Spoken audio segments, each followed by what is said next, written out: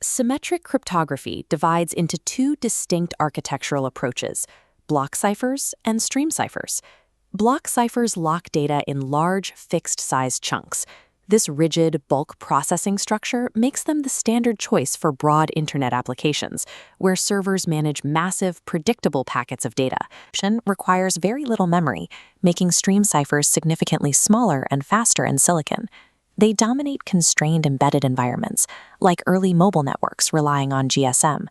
GSM, or Global System for Mobile Communications, was the standard digital protocol used by early cellular phones built with extremely limited computing power.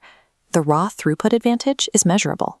On a standard processor like the Intel Pentium 4, a 32-bit single-core microprocessor common in the early 2000s, the AES block cipher maxes out at roughly 51 megabits per second. A stream cipher like RC4 easily exceeds 211 megabits per second. That high-speed performance requires a severe architectural trade-off. By stripping away the heavy processing layers of a block cipher, the entire security model of a stream cipher rests on a single, mathematically fragile mechanism. In a stream cipher, the encryption and decryption functions are exactly identical. They both rely on a trivial mathematical operation known as modulo 2 addition. In computer science, modulo 2 addition is the exact mathematical equivalent to an XOR logic gate.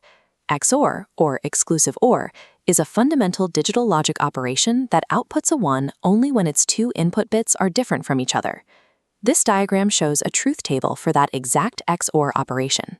A single bit of original data, the plain text, is combined with a secondary, generated bit called the key stream. Run them through the XOR logic, and you create the final encrypted ciphertext bit. Because the math is perfectly symmetrical, the inversion process takes zero extra engineering. Applying the exact same keystream bit via XOR to the ciphertext perfectly recovers the original plaintext bit. The XOR operation itself offers no complex cryptographic protection. It is instantly reversible by design. Therefore, the absolute security of the data depends entirely on the statistical unpredictability of the keystream being fed into it. The theoretical ideal of this architecture is the one-time pad, or OTP.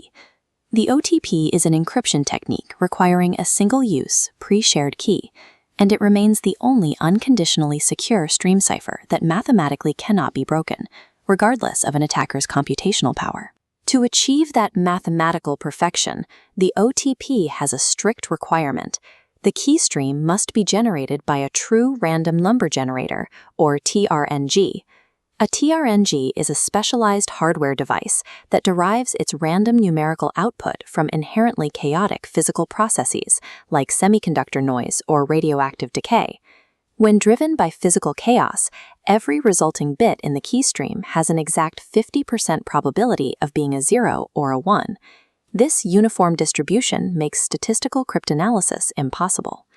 But the one-time pad carries a fatal logistical flaw for modern communications. To maintain absolute security, the truly random key must be exactly as long as the message being sent, and that key can never be reused. If you need to encrypt a 1 gigabyte video file, you must first securely transmit a 1 gigabyte physical key to the receiver. Doing so defeats the purpose of the encryption itself, forcing software engineers to abandon physical chaos and rely on deterministic approximations.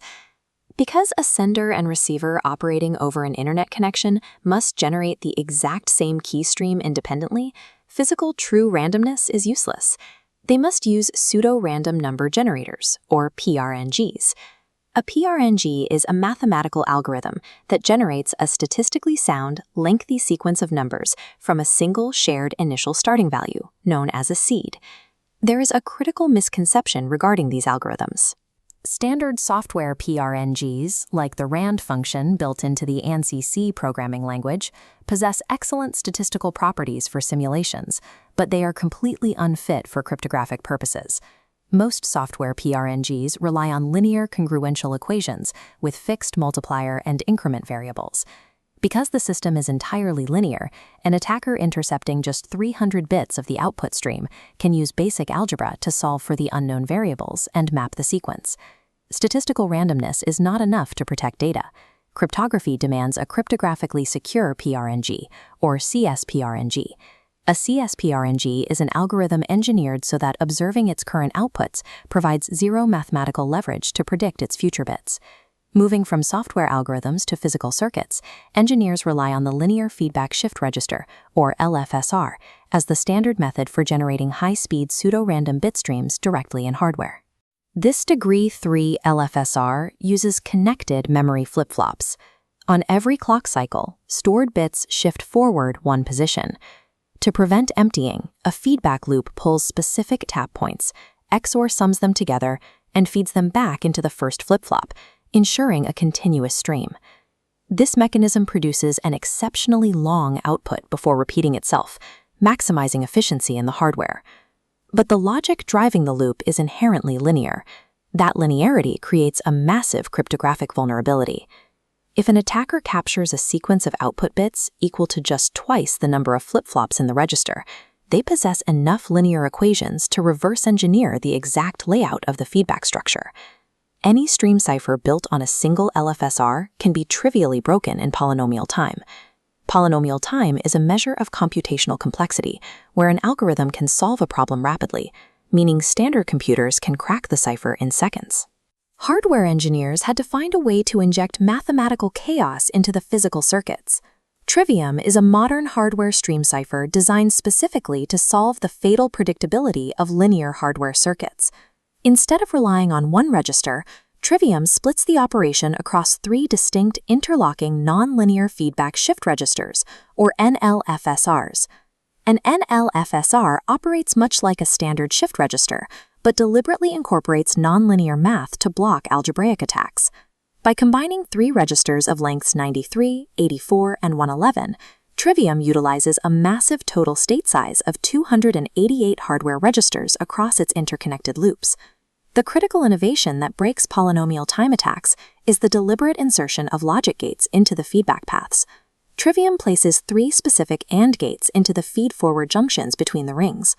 An AND gate is a basic digital logic component that outputs a 1 strictly when both of its input bits are 1. Requiring two positive inputs to trigger creates a nonlinear threshold. This simple structural bottleneck entirely destroys the algebraic predictability of a standard LFSR. To initialize Trivium, an 80-bit secret key and an 80-bit initialization vector are loaded directly into the registers. An initialization vector, or IV, is public data used alongside the key to ensure the exact same input always produces a mathematically unique ciphertext. Before encrypting a single piece of data, Trivium enters a strictly enforced warm-up phase. The cipher is clocked 1,152 times, shifting and mixing the key data rapidly through the nonlinear gates without producing any external output. This massive internal diffusion ensures every single bit of the final 288-bit state depends heavily on every initial bit of the key and IV. Once the warm-up completes, the final output generation begins.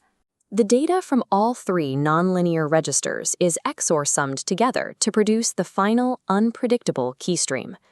By intertwining multiple shift registers and deliberately bottlenecking them with nonlinear logic, modern stream ciphers generate a level of statistical unpredictability that allows microscale hardware to approximate the security of the one-time pad within the constraints of a deterministic system.